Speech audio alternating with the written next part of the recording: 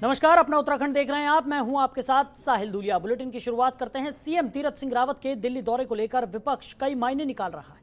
वहीं कांग्रेस प्रदेश प्रवक्ता गरिमा दसौनी ने कहा है कि जिस उद्देश्य से तीरथ सिंह रावत को मुख्यमंत्री बनाया गया उस उद्देश्य में बीजेपी सफल नहीं हुई। वहीं आम आदमी पार्टी ने भी सीएम के दौरे को लेकर सवाल खड़े किए हैं। आम आदमी पार्टी के प्रवक्ता नवीन पीरशाली का कहना है कि जिस तरह से तीरथ सिंह रावत को दिल्ली बुलाया गया उसमें बीजेपी बड़ी साजिश करने जा रही है।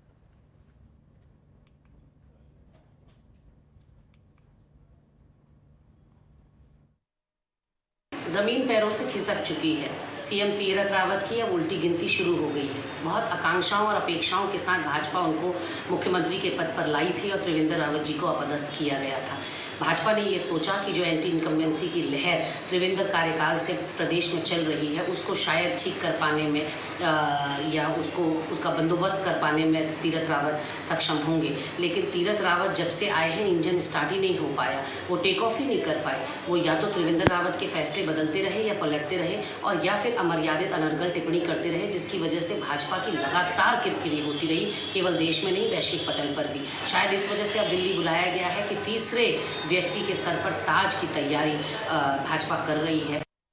जी जरूर, क्योंकि मुख्यमंत्री जी को जो बार बार संगठन बुला रहा है उसमें कहीं ना कोई साजिश ऐसी नजर आ रही है कि एक बार फिर उत्तराखंड में मुख्यमंत्री बदले जा सकते हैं। जिस प्रकार से तीरथ सिंह रावत जी का विधानसभा निर्वाचित होने का जो समय गुजरता जा रहा है और भारतीय जनता पार्टी कोई निर्णय नहीं ले पा रही है और उनको पता है कि हार निश्चित है, तो इसको देखते हुए शायद हो सकता है कि उनके कार्यकाल 10 सितंबर के बाद कोई एक नया और मुख्यमंत्री उत्तराखंड को भारतीय जनता पार्टी थोप सकती है। वहीं उत्तराखंड के देहरादून में आम आदमी पार्टी बड़ा दांव खेलने जा रही है। गुरुवार आम आदमी पार्टी ने सीधे सीएम तीरथ सिंह रावत को बड़ी चुनौती दी है। आपको बता दें कि आम आदमी पार्टी के प्रदेश प्रवक्ता नवीन पीरशाली ने प्रेस कॉन्फ्रेंस की, जिसके दौरान आम आदमी पार्टी के प्रदेश प्रवक्ता नवीन पीरशाली ने सीएम तीरथ सिंह रावत को गंगोत्री सीट से उपचुनाव लड़ने की चुनौती दी। साथ ही उन्होंने कहा कि सीएम गंगोत्री से चुनाव लड़ते हैं तो आम आदमी पार्टी से उनके वरिष्ठ नेता कर्नल अजय कोठियाल चुनाव लड़ेंगे। इसके साथ उन्होंने कहा कि सीएम की विदाई के साथ ही आम आदमी पार्टी गंगोत्री में उत्तराखंड नवनिर्माण की शुरुआत करेगी। सरकार में आने के बाद भारतीय जनता पार्टी ने उत्तराखंड की जनता को एक के बाद एक धोखा दिया, छलावा किया जनता के साथ, उत्तराखंड को बर्बाद किया। अब जो मुख्यमंत्री तीरथ सिंह रावत जी हैं उनका कार्यकाल जो 6 महीने जो विधानसभा सदस्य निर्वाचित होने का समय है वो गुजरता हुआ जा रहा है। भारतीय जनता पार्टी कोई निर्णय नहीं ले रही है, स्थिति को टालमटोल कर रही है, उलझा रही है। ऐसे में आम आदमी पार्टी मुख्यमंत्री तीरथ सिंह रावत और भाजपा को चुनौती देती है कि आप में दम है तो गंगोत्री उपचुनाव लड़ने का साहस दिखाएं। आम आदमी पार्टी की तरफ से हमारे वरिष्ठ नेता कर्नल कोठियाल जी उस उपचुनाव में भाग लेंगे और भारतीय जनता पार्टी के इस कुशासन का अंत करेंगे। वहीं देहरादून में आम आदमी पार्टी की चुनौती को लेकर बीजेपी ने भी जवाब दिया है। बीजेपी प्रदेश प्रवक्ता विपिन कैंथोला ने आम आदमी पार्टी की चुनौती पर कहा कि चुनाव से पहले कई दल आते हैं और चुनाव के बाद वो कहीं दिखाई नहीं देते। इसके साथ ही उन्होंने कहा कि मुख्यमंत्री जी जरूर चुनाव लड़ेंगे, ये पार्टी और मुख्यमंत्री तय करेंगे। प्रदेश प्रवक्ता विपिन कैंथोला ने आगे कहा कि बीजेपी के आगे विपक्ष की कोई चुनौती नहीं है।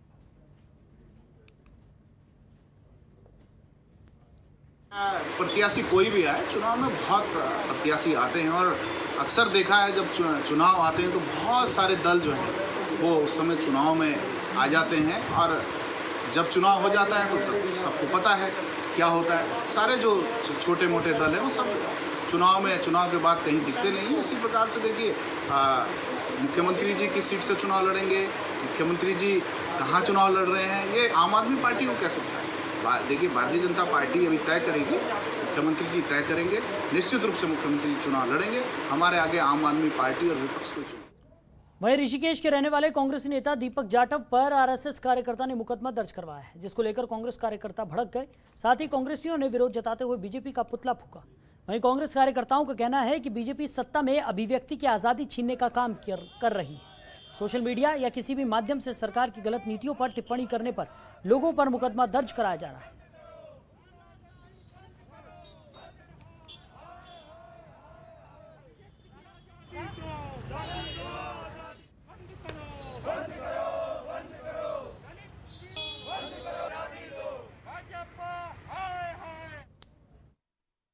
समाचार पत्र के माध्यम से जानकारी प्राप्त हुई कि हमारे युवा कांग्रेस के पूर्व अध्यक्ष दीपक जाटव के विरुद्ध किसी व्यक्ति ने मुकदमा दर्ज करवाया है सोशल मीडिया पे आरएसएस के खिलाफ आपत्ति करने के विरोध में। और जहां अगर आप देखने को मिलेगा, हमने उसका विरोध जताया है कि आज अगर अभिव्यक्ति की आज़ादी को आप छीनने का काम करेंगे तो वो गलत होगा। साथ साथ आप एक दलित व्यक्ति के खिलाफ, एक दलित नेता के खिलाफ मुकदमा दर्ज करने का जो काम कर रहे हैं वो अपने आप में शर्मसार करने वाला है। उन्होंने अपनी एक बात रखी, आप उस बात को कटाक्ष करके आप उसका जवाब लिख सकते थे, लेकिन ये मुकदमा कराना और ये सोचेंगे कि इस मुकदमे से हम लोग डरने वाले हैं, तो ये कांग्रेस के लोग हैं, डरने वाले नहीं हैं। भारतीय जनता पार्टी अपने सरकार का दुरुपयोग कर रही है, अपनी सत्ता में होने का दुरुपयोग कर रही है। कांग्रेस के आम कार्यकर्ताओं पे लेकर नेताओं तक मुकदमा दर्ज कराने का जो झूठा काम भाजपा द्वारा किया जा रहा है। आरएसएस के एक व्यक्ति ने एक बलात्कार किया तो कांग्रेस के एक व्यक्ति ने उसको सोशल मीडिया पे दिखाने का काम किया। यदि उसने गलत दिखाया तो वो व्यक्ति उसके खिलाफ मुकदमा कराता वहाँ से जिसके खिलाफ उसने लिखा था, ना कि देहरादून से बाकायदा व्यक्ति को बुलाया जाता है, रातों रात तहरीर ली जाती है और चुपचाप मुकदमा दर्ज करा।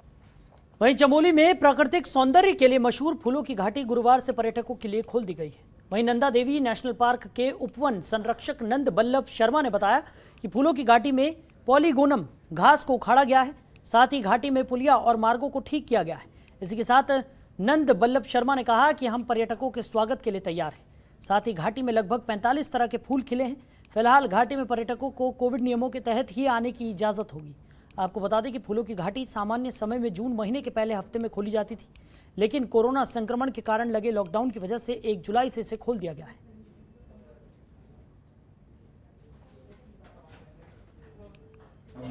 राज्य सरकार एवं भारत सरकार से प्राप्त निर्देशों के क्रम में वैली ऑफ फ्लावर्स को पर्यटकों के लिए खोल दिया गया है। पर्यटकों को एक कोविड नेगेटिव रिपोर्ट लाना जो है अनिवार्य है और जो भी कोविड प्रोटोकॉल के जो नियम हैं उनका भी उन्हें पालन करना होगा। और विभाग द्वारा जो पैदल रास्ते हैं और जो पुल है उनकी भी मरम्मत जो है वो की जा चुकी है और कुछ भी पॉलीगोन हटाने का जो कार्य है वो वैली में चल रहा है। इस बार वैली में लगभग 50 जो फ्लावर्स हैं उनकी स्पीशीज़ जो है वो खिली हुई हैं और जुलाई माह में और भी जो फ्लावरिंग स्पीशीज़ हैं उनके भी खिलने की उम्मीद है। वहीं ऋषिकेश में शहर के बीचों बीच कई दशकों से बना कचरे के पहाड़ से जल्द लोगों को निजात मिल जाएगी। दरअसल ऋषिकेश में मेयर अनीता ममगई के प्रयासों के बाद शहर में मौजूद कूड़े के पहाड़ से छुटकारा देने की शुरुआत हो गई है। नगर निगम की महापौर अनीता ममगई ने कूड़ा निस्तारण योजना का शुभारंभ करते हुए कूड़ा निस्तारण मशीनरी की पूजा की और मशीन का बटन दबाकर सफाई का काम शुरू करवाया। आपको बता दें, डंपिंग ग्राउंड में लगी मशीनें भी हाईटेक टेक्नोलॉजी की हैं, जिससे प्रदूषण भी नहीं होगा। तो वहीं इस दौरान मेयर अनीता ममगई ने जानकारी देते हुए बताया कि ऐसी उम्मीद है कि 1 साल के अंदर कूड़े का पहाड़ शहरवासियों को दिखाई नहीं देगा। साथ ही आसपास के क्षेत्र में रहने वाले लोगों को बदबू से भी निजात मिल जाएगी।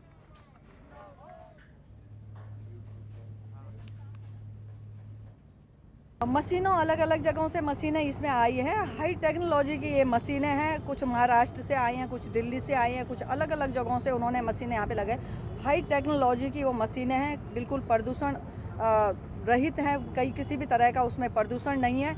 और काम में तेज़ी के लिए उनको कहा गया है कि काम में तेज़ी इस प्रकार से आपने लानी कि सुबह 6 बजे से और रात की 11 बजे तक, क्योंकि बरसात का सीज़न भी आ गया, कूड़ा गिल्ला हो जाएगा। कूड़ा गिल्ला होगा तो वो मशीन पे चल नहीं पाएगा।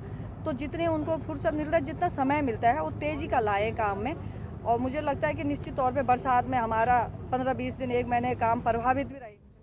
वहीं उत्तराखंड में हाईकोर्ट की ओर से पर्यटन पर लगाई गई रोक को लेकर लोगों में काफी आक्रोश देखने को मिल रहा है। इसी कड़ी में गुरुवार को हरिद्वार में भारी संख्या में पर्यटन से जुड़े लोग सड़कों पर उतर आए। राज्य में पर्यटन न खोले जाने से नाराज लोगों ने राज्य सरकार के खिलाफ जोरदार प्रदर्शन किया। इस दौरान विरोध प्रदर्शन में पर्यटन से जुड़े लोगों ने हरिद्वार कांग्रेस के कार्यकर्ताओं के साथ मिलकर उत्तराखंड सरकार के खिलाफ पर्यटन की शव यात्रा निकाली। आपको बता दें कि उत्तराखंड में हाईकोर्ट की ओर से पर्यटन पर रोक लगाने के बाद ये शव यात्रा निकाली गई। ये शव यात्रा राही मोटेल बस स्टैंड से लेकर खड़खड़ी शमशान घाट तक निकाली गई। विरोध प्रदर्शन के दौरान व्यापारियों ने उत्तराखंड में पर्यटन बंद होने के लिए राज्य सरकार को दोषी ठहराया, साथ ही पर्यटन की हत्या करने का भी आरोप लगाया। इस शव यात्रा का हरिद्वार कांग्रेस कार्यकर्ताओं ने पूरा समर्थन किया। साथ ही कांग्रेस के वरिष्ठ नेता सतपाल ब्रह्मचारी ने इस मामले में सुप्रीम कोर्ट जाने की बात भी कही।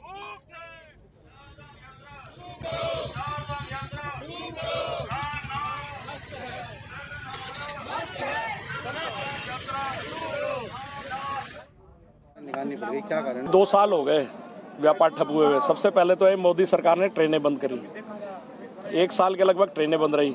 उसके बाद ये कोरोना आ गया। कोरोना भी हर बार सीजन में ही आता है, जहाँ मार्च अप्रैल आया और कोरोना आया। इस बार भी सीजन के समय फिर मार्च अप्रैल से जो है बाजार बंदी और ये बंदी। सरकार को ये सोचना चाहिए कि एक सहने की सीमा होती है, एक आदमी के पास जमा पूंजी की सीमा होती है। हमारे भारत में अधिकतर लोग गरीब ही हैं और गरीब लोगों के पास जो है रोज़ कमाना और रोज़ खाना। लोगों ने क्या करा, जब आर्थिक मंदी आई है कोरोना की वजह से, लोगों ने अपने कर्मचारी हटा दिए। चाहे व्यापारी बंधुओं द्वारा खास करके ट्रांसपोर्टर जो हैं, 4 धाम यात्रा में उनका बड़ा भारी महत्वपूर्ण योगदान होता है, क्योंकि उन्हीं की टैक्सी गाड़ियां सब संचालित होती हैं हरिद्वार से। मेरा इसमें ये मानना है, व्यापारी बंधुओं ने, मैं भी उसमें शरीक था पहले एक दिन पूरे हरिद्वार में यात्रा निकाली गई थी और आज सब यात्रा सरकार की, मेरे व्यापारी बंधुओं ने, ट्रांसपोर्टरों ने, सभी लोगों ने, उसमें काफ़ी लोग थे, हमारे पार्षद थे, मेयर भी थी और काफ़ी लोग थे पार्टी के। हाई कोर्ट ने जो इससे इफेक्टेड लोग हैं, हम लोगों को एक्स पार्टी मानते हुए हमारे खिलाफ भी एक आदेश दे दिया। इससे हम ये मान रहे हैं कि पर्यटन की आज मौत हो गई, पर्यटन हमारा उत्तराखंड का ख़त्म हो गया।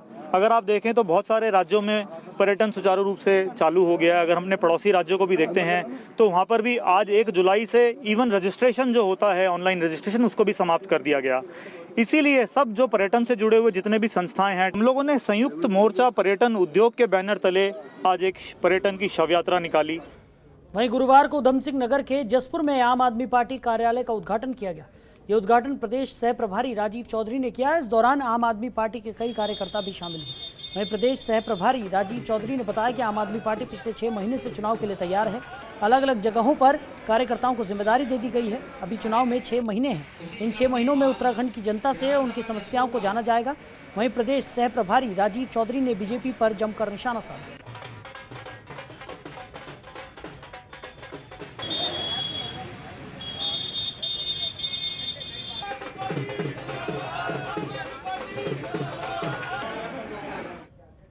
वहीं आम आदमी पार्टी के प्रदेश प्रभारी दिनेश मोहनिया विकासनगर पहुंचे, जहां प्रदेश प्रभारी मिशन विजय शंखनाथ कार्यक्रम में वो शामिल हुए। वहीं इस मौके पर भारी संख्या में लोग भी कार्यक्रम में मौजूद रहे। आम आदमी पार्टी के प्रदेश प्रभारी दिनेश मोहनिया ने कहा कि 2022 में उत्तराखंड में आम आदमी पार्टी की सरकार बनेगी, जिसके लिए प्रदेश प्रभारी ने आम आदमी पार्टी के कार्यकर्ताओं से 2022 के चुनाव में जुटने के लिए आह्वान किया।